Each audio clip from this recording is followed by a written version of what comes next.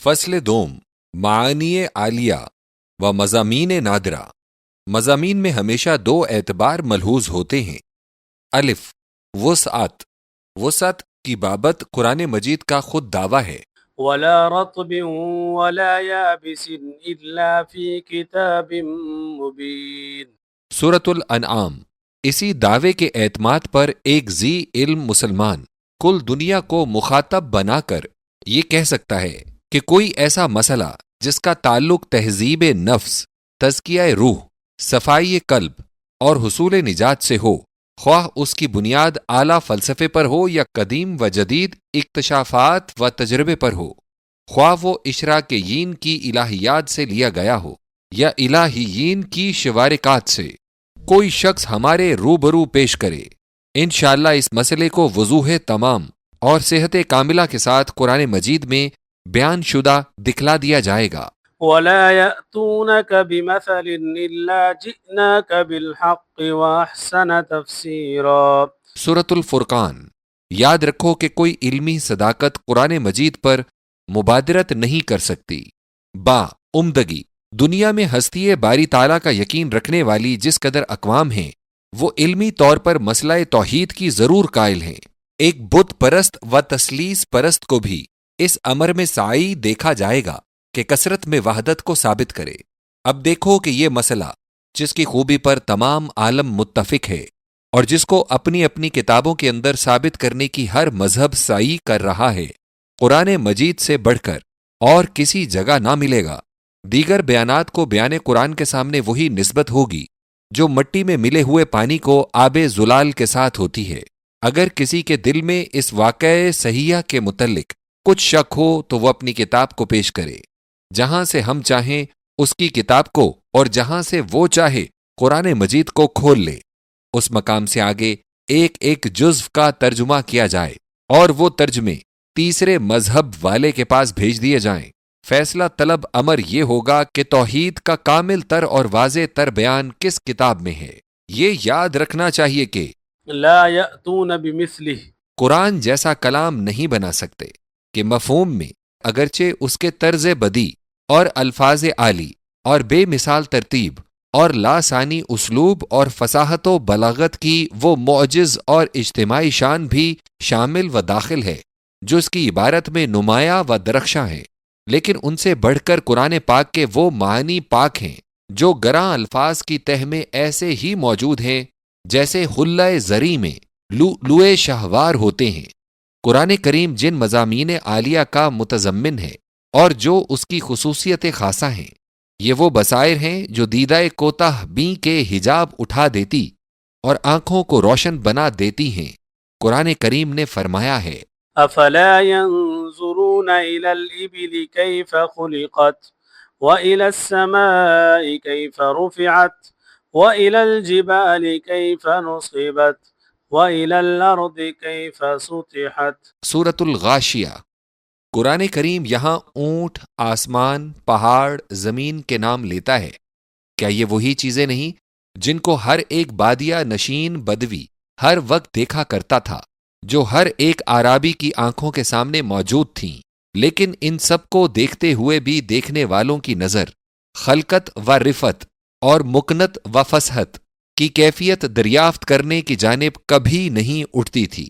قرآن مجید نے آنکھیں کھول دیں تو اب ان معنی کی کیفیت بھی معلوم ہونے لگی اور ہر ایک چیز سے خلاق مطلق کی قدرت خالقیت اور رفیع الدرجات ذوالعرش کی فوقیت، سکون و حرکت کی آفرینش میں عزیز و حکیم کا غلبہ اور حکمت، لینت و صلابت اجسام میں گونا گوں فوائد کی فراوانی و کثرت بھی نظر آنے لگی۔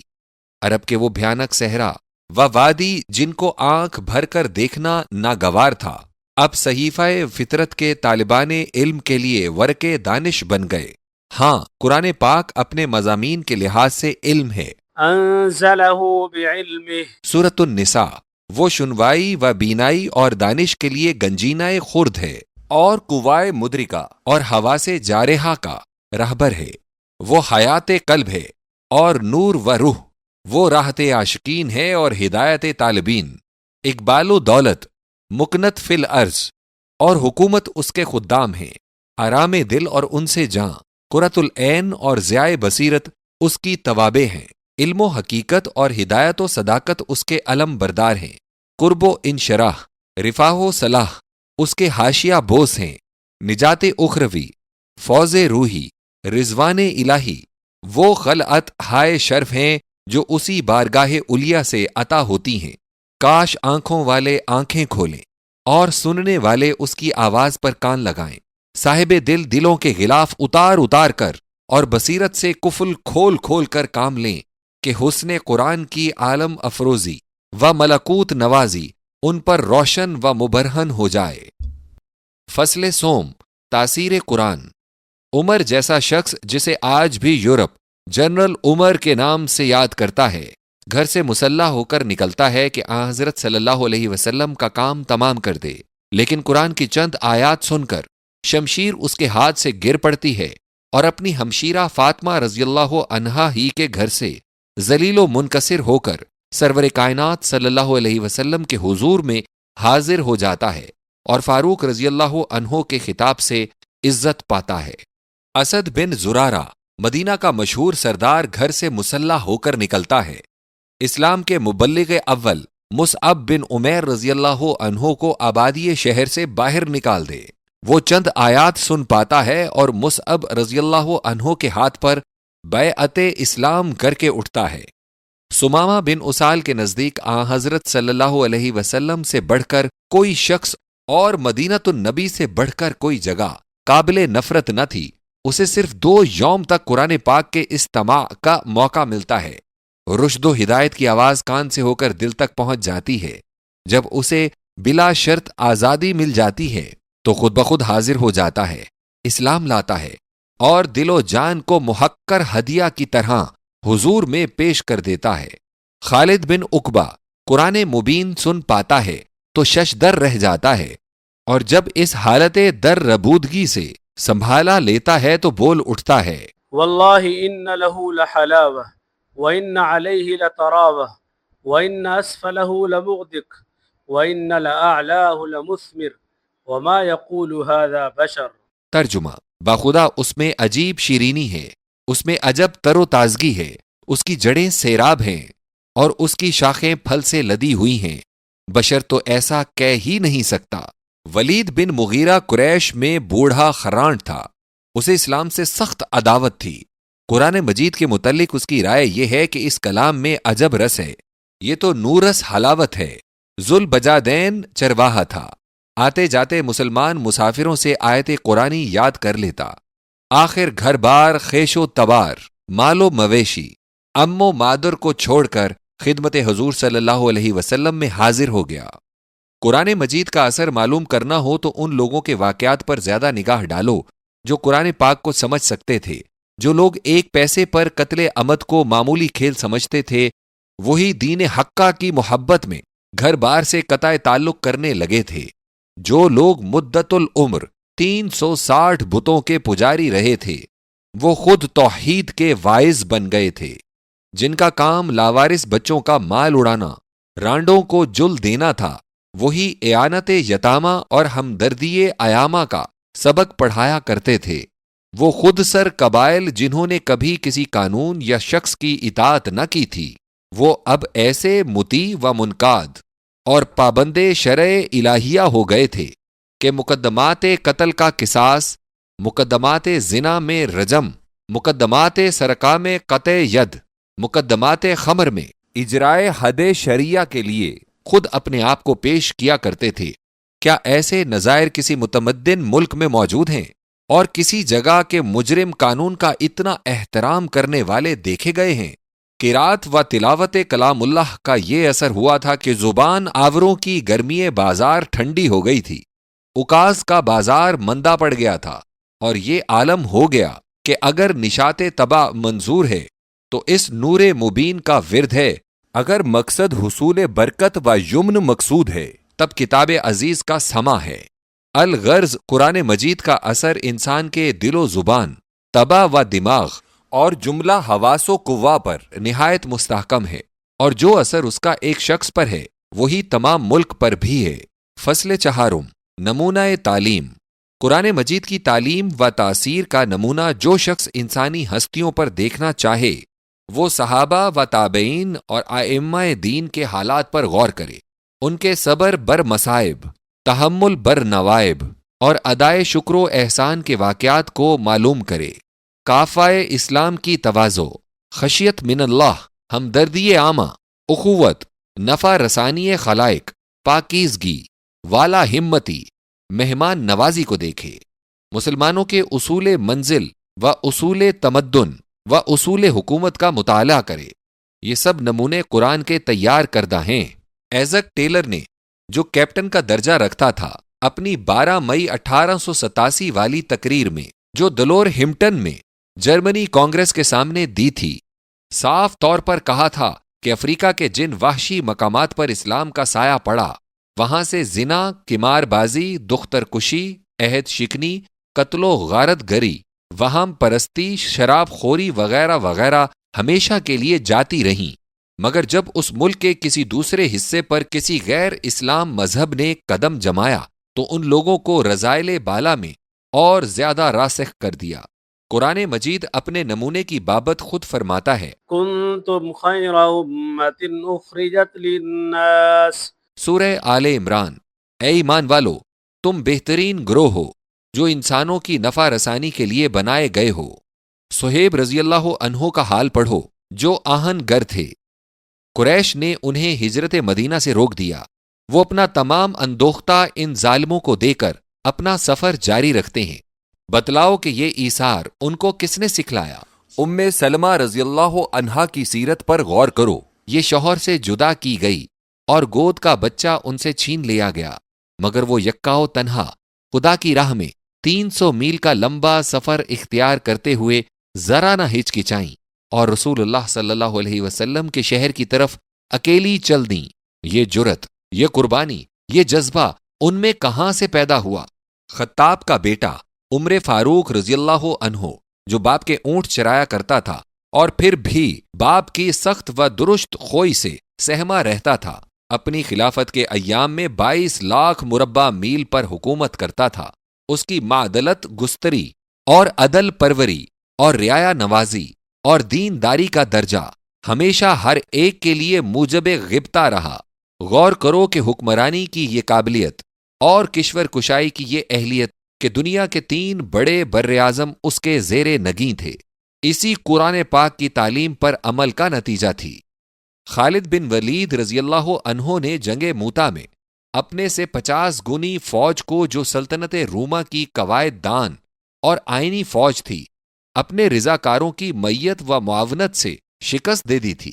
سوچو کہ ان لوگوں میں یہ عزیمت، یہ ہمت، یہ استقلال، یہ ثبات، یہ پامردی، یہ شجاعت، یہ قربانی، یہ جاں بازی کیوں کر پیدا ہو گئی تھی؟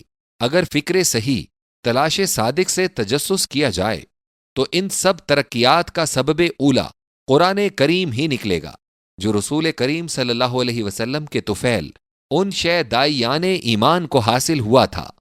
فصل پنجم، قبولیت قرآن۔ قبولیت میں تداول بین الناس اور کثرت اشاعت بھی شامل ہے۔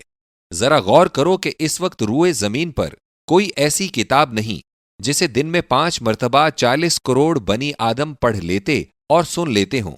یہ درست ہے کہ یورپ کے تمول نے مطبوعہ انجیلوں کی تعداد بہت زیادہ بڑھا دی ہے، لیکن صرف اسی امر کو تداول و اشاعت نہیں کہا جا سکتا۔ تداول کے معنی ہے کہ جس مقصد کے لیے تیار کی گئی ہو اسی میں اس کا استعمال بھی ہوا ہو، اور یہ صفت قرآن مجید ہی پر صادق آتی ہے۔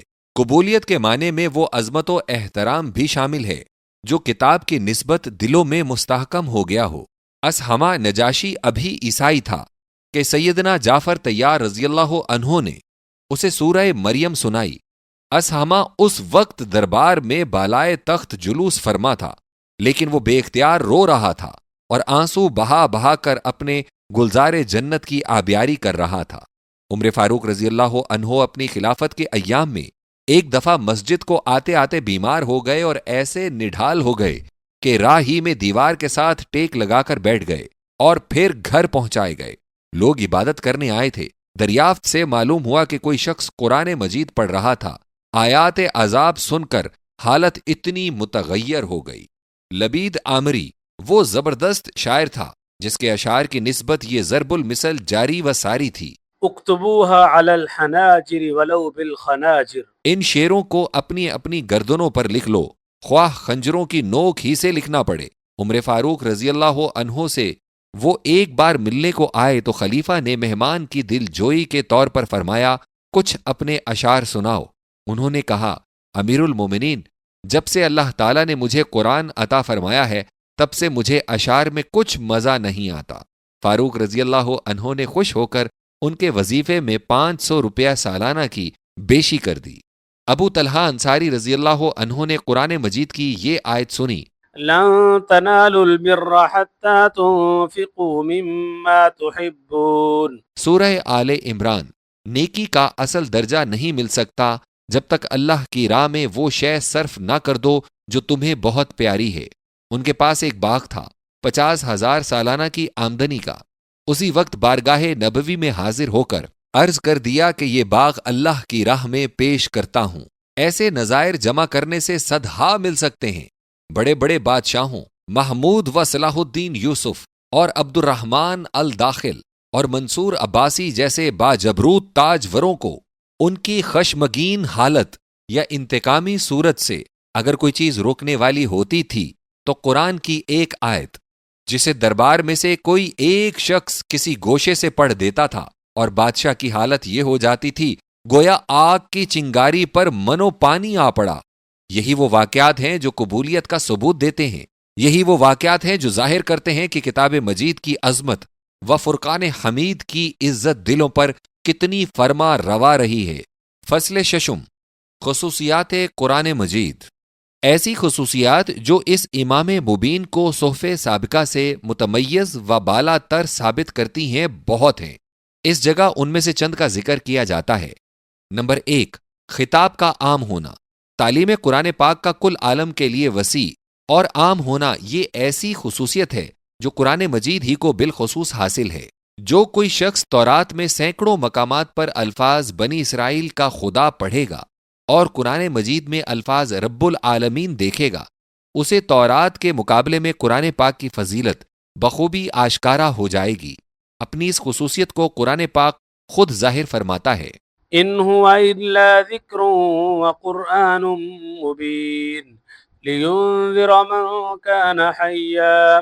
سورہ یاسین، یہ کتاب تو ذکر ہے اور قرآن مبین ہے تاکہ ہر ایک اس شخص کو جو زندہ ہے اس کے برے انجام سے باخبر کر دے۔ عربی میں من ذوی العقول کے لیے آتا ہے، اس لیے من نے ہر ایک انسانی فرد کو اپنے اندر گھیر رکھا ہے۔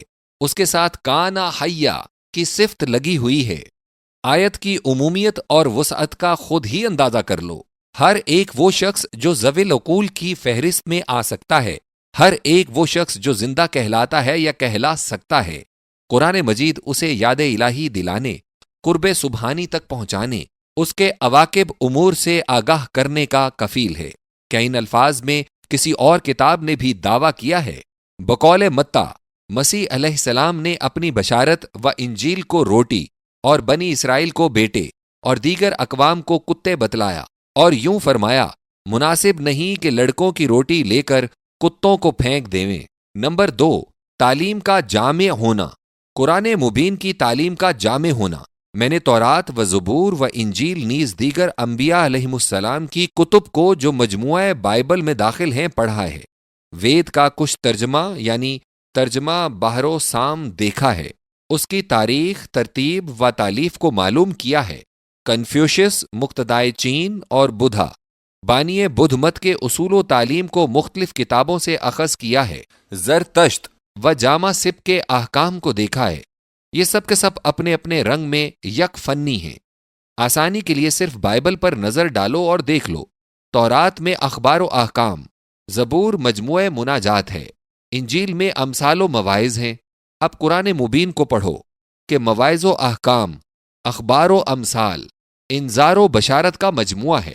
اس میں صفات الہیہ کا بیان، ذات ربانی کا ثبوت، حصول تقرب کا طریق، توحید، توکل و تفویض کا مذکور، ایام اللہ کی تفصیل، حیات و ممات، انسان، اور عدم و وجود عالم کا بیان، فطرت انسانی کی ساخت و شناخت، افعال رحمانی کے اسرار، قدرت ربانی کے نمونے، سطوت قہاری کے نتیجے، نصرت الہیہ کے کارنامے ایسے اسلوب سے بیان ہوئے ہیں کہ نفس فرومایہ کو رذائل بشریہ سے پاک و صاف اور حیات مادی کے تاثرات سے مبرہ رکھنے، مالک و خالق کے سامنے خاضع و خاشع بنانے، نور یقین کے حصول اور تجرید علائق دنیاوی اور تشبہ صفات ملکی کے لیے اس سے بہتر و بالاتر کچھ متصور نہیں ہو سکتا۔ نمبر 3، علوم عقلی اور علوم اخروی کا مجموعہ۔ آسمانی کتابوں میں سے یہ خصوصیت قرآن مجید ہی کی خاص ہے کہ علوم اخروی و علوم عقلی کے دو دریائے ذخار پہلو بپہلو جوش مارتے ہوئے نظر آتے ہیں۔ مع ھذا یہ معنی عالیہ ایسے ایسے اسلوب بدیع کے ساتھ بیان کیے گئے ہیں کہ ہر ادنا و اعلیٰ اس سے برابر متمتع ہوتا ہے۔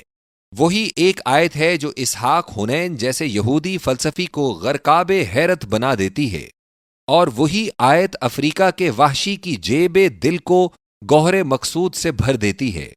جس ایک آیت کی تفسیر کرتے کرتے رازی و غزالی نے اعتراف عجز و قصور فہم کیا ہے، اسی سے تہامہ کا بدوی اپنی مشکلات کی کشاکش کی راہ پا رہا ہے۔ الحق قرآن حکیم سمندر کی طرح عمیق، گہر ریز و نفع رساں ہے، اور خس و خاشاک کے شبہات کو اپنی مواج لہروں سے ساحل پر پھینک دینے والا ہے۔ اس کے باوقار الفاظ زبان کو اور اس کے پر اسرار معنی دل کو اپنا کیے بغیر نہیں رہنے دیتے۔ کیا کبھی کسی اور نثر کتاب کی بھی یہ صفت سنی ہے جو اول سے آخر تک پڑھنے والے کے ورد و زبان اور نقش دل ہو، اور شبہ روزی تلاوت پر بھی پڑھنے والے کی طبیعت سیر ہونے میں اور اسرار کتاب ختم ہونے میں نہ آئے؟ لا واللہ۔ نمبر 4، رنگ و نسل اور زمان و مکان سے بالاتر خصوصیات قرآن قیم میں سے ایک یہ بھی ہے کہ وہ جس طرح مشرق سے مغرب تک کے لیے ہدایت نامہ دین و دیانت ہے، اسی طرح وہ شمال سے جنوب تک کے لیے ملکی قانون بھی ہے۔ اس کی تعلیم کسی قوم اور کسی ملک کی زبان کے لیے محدود نہیں، اس کے ارشادات انسانی فطرت صحیحہ کے مخالف نہیں۔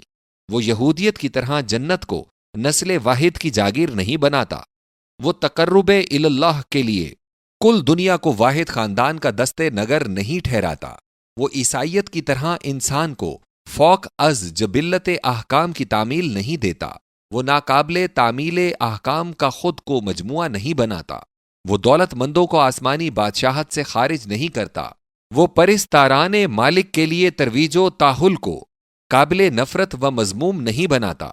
اگر کسی کتاب نے روئے زمین کے شاداب تر حصوں پر بطور آئین سلطنت کبھی حکومت کامیاب کی ہو، اگر کسی کتاب نے جمیع بنی آدم کو رنگت اور قومیت نسل اور ملک کے امتیازات سے بالاتر رکھ کر سب کو اپنے فیض سے یکساں مستفیض بنایا ہو جیسا کہ اس کتاب قیم نے کیا، تو اس کا نام لینا چاہیے۔ نمبر 5، دیگر مذاہب حقہ کی تعریف۔ قرآن ذکر کے خصائص میں سے ایک یہ ہے کہ وہ ہر ایک پاک مذہب اور اس کے مقدس ہادیان و داعیان مذہب اور ان کی تعلیمات صحیحہ کی ستائش کرتا ہے، وہ کسی صداقت کی تکذیب کا ارادہ بھی نہیں رکھتا۔ اس خصوصیت عجیبہ میں کیسی سلامت روی، امن پسندی، معدلت گستری، صداقت پروری آشکار ہے۔ قرآن تو اپنا نام مصدق الذی بین یدیہ رکھتا ہے، اور راست بازوں کی تصدیق کرنا ہی اپنا مقصد اولین بتلاتا ہے۔ نمبر 6، قول فیصل کی صفت۔ خصائص قرآنیہ میں سے ایک ممتاز خصوصیت یہ ہے کہ وہ قول فصل ہے، اور ان تمام پیچیدہ مسائل میں جن کو افکار انسانی حل نہ کر سکتے تھے یا جن کو کتب سماویہ نے ملتوی چھوڑ دیا تھا، اپنا قطعی فیصلہ سناتا ہے۔ ایسے مسائل بہت ہیں، مثلا مسئلہ عرفان سمدانی، مسئلہ صفات ربانی، مسئلہ وجود و شہود، مسئلہ بقائے روح و ارتقائے روح، ماہیت نجات، کیفیت رضوان، امتیاز خالق و مخلوق، فرق رازق و مرزوق، مسئلہ شفاعت و اعمال، مسئلہ سزا و جزا، مدارج صبر و شکر، منازل توکل و تفویض، ماہیت عبادت و استعانت، روحانیت، انس و محبت، حقیقت نصرت الہیہ و معیت ربانیہ، مسئلہ گناہ و حقیقت توبہ، مراتب دعا و قبولیت، رہبانیت و تعمل، طلاق و وراثت، حقوق اولاد، حقوق جار، حقوق والدین، حقوق زوجین، حقوق جسم، حقوق انسانیت، حقوق عمران، فرائض، محارم، شفع، حقوق قوم، حکومت شخصی و جمہوری، شورا و امارت، ماہیت فساد و فیوز امن، مکنت ارضی اور تمکن دینی، حدود عدل اور فصحت رحم، رائی و رعیت، آئین و استبداد وغیرہ وغیرہ۔ قرآن پاک نے ان مسائل میں یا ان کے اشباہ و اماثل میں جو فیصلے دیے ہیں ان کا لطف اس وقت آتا ہے اور ان کی اعلیٰ شان اس وقت نظر آتی ہے جب فیصلے سے پیشتر متخاصمین کے بیانات کو بھی سن لیا جائے۔ اللہ اکبر! کیسی کیسی افراط میں نکلی ہوئی اور کیسی کیسی تفریط پر گری ہوئی حالتوں کو جادۂ اعتدال پر لایا گیا ہے، اور کیسی کیسی سنگلاخ وادیوں اور کج و پر پیچ گھاٹیوں میں سے صراط مستقیم کی شاہراہ تیار کر دی ہے۔ بے شک یہ اسی قادر مطلق اور حکیم برحق کا کام ہے جس کا علم ماضی و حال و استقبال پر حاوی ہے، اور جس کو انسان کی فطرت کا علم کامل اور تربیت پر کلی اقتدار حاصل ہے۔ نمبر 7، ایک ہی رسول کا لایا ہوا۔ اس کتاب لا ریب فیہ کی ممتاز خصوصیت میں سے یہ بھی ہے کہ اس کا پیش کرنے والا شخص واحد ہے، صلی اللہ علیہ وسلم۔ وید کو دیکھو، اس کی ہر ایک شرطی کے ساتھ 3 نام ضرور لکھے ہوتے ہیں۔ آریوں کی حالیہ تحقیقات یہ ہے کہ ان میں سے ایک مذکر نام اس رشی کا ہوتا ہے جسے یہ شرطی آکاش سے ملی۔ اسلامی الفاظ میں یہ مطلب ہوا کہ یہ وہ شخص ہوتا ہے جس پر کلام اترا۔ اگر ان ناموں کا شمار کیا جائے تو ان کی تعداد سینکڑوں سے بڑھ جاتی ہے، اور اس طرح ثابت ہو جاتا ہے کہ وید کو پیش کرنے والے سینکڑوں رشی ہیں، جن میں سے باللحاظ زمانہ بھی 100 سال کا تفاوت ہے۔ بائبل کو دیکھو کہ یہ 1 موسیٰ، 2 یشوع، 3 مصنف قاضیوں، نمبر 4 سموائیل، نمبر 5 مصنف سلاطین، نمبر 6 مصنف تواریخ، نمبر 7 عزرا، نمبر 8 نہمیاں، نمبر 9 مصنف کتاب روت، نمبر 10 مصنف کتاب آستر، نمبر 11 ایوب، نمبر 12 داؤد صاحب زبور، نمبر 13 سلیمان صاحب امثال و غزل الغزلات، نمبر 14 واعظ، نمبر 15 یسیہ، نمبر 16 یرمیہ، نمبر 17 حزقییل، نمبر 18 دانییل، نمبر 19 ہوسیع، نمبر 20 یوئیل، نمبر 21 آموس، نمبر 22 عبدیہ، نمبر 23 یونا، نمبر 24 میکا، نمبر 25 نہوم، نمبر 26 حبقوق، نمبر 27 زفیاہ، نمبر 28 حجی، نمبر 29 زکریا، نمبر 30 ملاکی کے الہامات یا تصنیفات کا مجموعہ ہے۔ علی ھذا انجیلوں کو دیکھو کہ متی، مرکس، لوکا، اعمال، یوحنا، پولس، یعقوب، پطرس، یوحنا شاگردان مسیح علیہ السلام کے علمی کارنامے ہیں، مگر قرآن مجید کا مبلغ اول اور معلم لخستین صرف ایک ہی ہے، صلی اللہ علیہ وآلہ وسلم۔ اس صحیفے کا خود اسی کے ذریعے آغاز اور اسی کے ذریعے سے اختتام ہو جاتا ہے، اور بائیں ہمہ یہ مصحف مقدس اپنے مضامین میں مکمل، اپنی تبلیغ میں کامل، دعوت اللہ میں یگانہ، رشد و ہدایت اور نور و رحمت میں وحید و یکتا ہے، اور اپنے موضوع و مفہوم کے اتمام میں دوسری کتاب کا احتیاج مند نہیں، حالانکہ رگ وید، یجر وید اور سام وید کا اور اتھر وید ان تینوں کا محتاج ہے۔ نئے عہد نامے کی تکمیل پرانے عہد نامے کے بغیر نہیں ہوتی، اور کتاب اعمال کے بغیر اناجیل اربع کے مضامین ناقص رہ جاتے ہیں۔ حواریوں کے خطوط اتنے ہی ضروری ہیں جیسا کہ خود اناجیل۔ اس سے قرآن پاک کی برتری و فوقیت اور جامعیت و کاملیت کا اندازہ فہم میں آ سکتا ہے، اگرچہ صحیح اندازہ کرنے کے لیے ضروری ہے کہ مضامین پر عبور تام بھی ہو۔ نمبر 8 اسلوب کلام کا حسن۔ خصوصیات قرآن پاک میں یہ بھی ہے کہ اس کا اسلوب کلام نہایت شستہ و مہذب ہے۔ وہ کبھی کوئی فحش لفظ یا حیا سوز فکرے کا استعمال ہی نہیں کرتا۔ بائبل کا اسلوب، کتاب حزقییل کو پڑھو، جس میں خدا نے بندوں کو اپنی دو جوروؤں اہولا اور اہولیا کا قصہ سنایا ہے۔ امید ہے کہ عیسائی فاضل بھی اس قصے کو ایک تمثیلی بیان ہی خیال کرتے ہوں گے، مگر غور کرو کہ یہ تمثیلی بیان کیا کسی مرد کو اس کی عورت کی طرف سے حسن زن باقی رہنے دیتا ہے؟ کیا انسانی کنبہ اس نورانی جوڑے سے بڑھ کر کسی اور نمونے کی تمنا کر سکتا ہے؟ ہاں، ذرا لفظوں کو دیکھو کتنے گرے ہوئے ہیں۔ الف، غزل الغزلات میں ایک نوجوان چھوکری اپنے محبوب پر اور کوئی نوجوان لڑکا اپنی محبوبہ پر اظہار محبت کرتا ہے۔ با، عیسائیوں نے اچھا کیا کہ محبوبہ یعنی یروشلم کو بتلا دیا، اور محبوب مسیح علیہ السلام کو، اگرچہ اس کے کسی لفظ میں اس تعویل کا اشارہ تک نہ تھا۔ اس بیان میں مرد اپنی محبوبہ کو اے میری بہن، اے میری زوجہ کہہ کر مخاطب کرتا ہے۔ کیا اس اسلوب کلام کو زمانہ حال پسند کرتا ہے، یا زمانہ گزشتہ میں یہود میں باہمی خطاب کا یہ طریق جاری تھا؟ جیم، بائبل کی تمام کتابوں میں یہودیوں کی بدکاری کو یروشلم کی بدکاری بتلایا گیا ہے، اور پھر یروشلم کو عورت فرض کر کے اس کی برہنگی کے متعلق ایسے سخت و درست الفاظ استعمال کیے گئے ہیں جن کی بابت مجھے امید ہے کہ وہ کسی گرجا کی محراب میں لیڈیز اینڈ جینٹل مین کے سامنے بطور واز کبھی بھی نہیں پڑھے گئے ہوں گے۔ دال، حزقییل باب 23 کا درس 20 پڑھو۔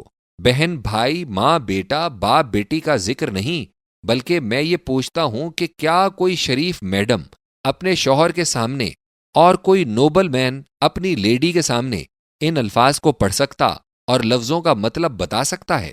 ویدوں کا اسلوب۔ الف، یجر وید میں ادھیا 19 منتر 76، با، ادھیا 19 منتر 88، جیم، ادھیا 20 منتر 9، دال، ادھیا 25 منتر 7 کو کیا کوئی گرو اپنی شاگرد لڑکی کو بپابندی شرم و حیا پڑھا سکتا اور ان کا مطلب بتا سکتا ہے؟ قرآن مجید تو الفاظ کا استعمال ایسی اعلیٰ لطافت سے فرماتا ہے کہ یہ اسی کا حصہ ہے۔ حاجت ضروری سے فارغ ہونے کا ذکر کرنا تھا تو فرماتا ہے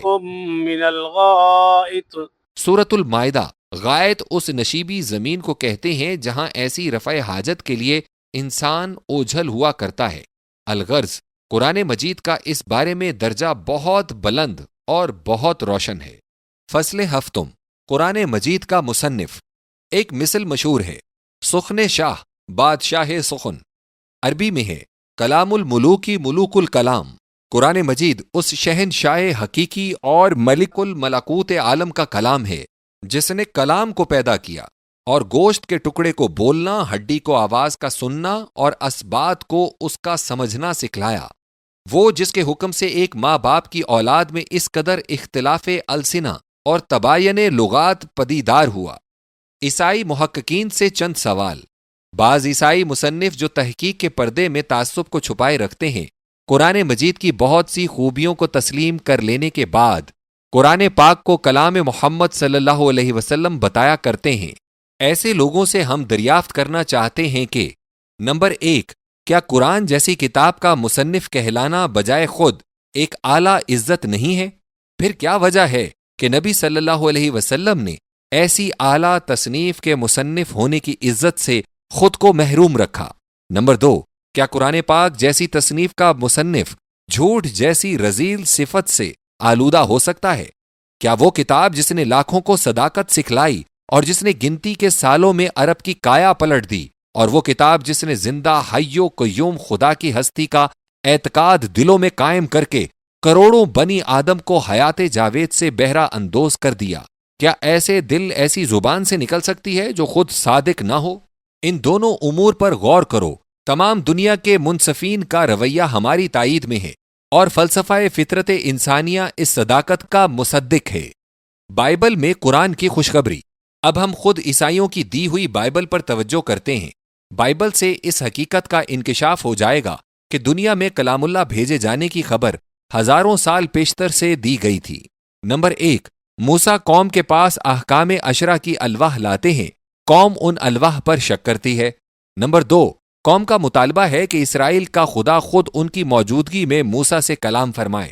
نمبر 3، موسیٰ برگزید گانے قوم کو طور پر لے جاتے ہیں، وہاں پہنچنے کے بعد تاریکی چھا جاتی ہے، بادل سب کو گھیر لیتے ہیں، ہوائیں تندی و تیزی سے چلنے لگتی ہیں، بجلیاں کوندتی ہیں، گرج پر گرج کی صدائیں دلوں کو ہلا دیتی ہیں، بھونچال چال آ جاتا ہے، پہاڑ کانپ رہا ہے۔ نمبر 4، ان حالات کو دیکھ کر بنی اسرائیل چلا اٹھتے ہیں اور موسیٰ سے کہتے ہیں، اے موسیٰ، تو ہی ہم سے بول اور ہم سنیں، لیکن خدا ہم سے نہ بولے، کہیں ہم مر نہ جائیں۔ یہ درخواست منظور کر لی گئی اور سب لوگ طور سے اپنی اپنی جان بچا کر خیمہ گاہ میں پہنچے۔ نمبر 5، بنی اسرائیل کی اس کے بعد یہ درخواست ہوتی ہے کہ خدا اپنا کلام موسیٰ کے منہ میں رکھ دے اور وہ قوم کو سنا دیا کرے۔